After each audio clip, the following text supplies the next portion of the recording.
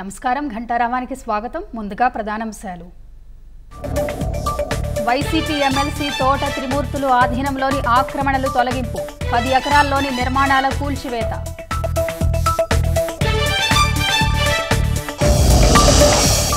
నేహారెడ్డి ఆక్రమిత స్థలంలో కొనసాగుతున్న కూల్చివేతలు, 4 ఎకరాల్లో అక్రమ కట్టడాల ఆరోపణలపై జీవీఎంసీ చర్యలు.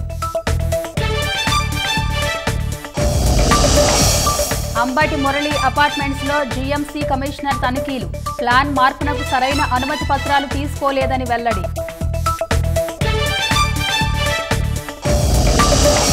విపత్తుల వేళ చంద్రబాబు దక్షత స్ఫూర్తిదాయకం, ఎన్డీఏ ప్రభుత్వ 100 రోజుల పాలనపై ప్రముఖుల ప్రశంసలు.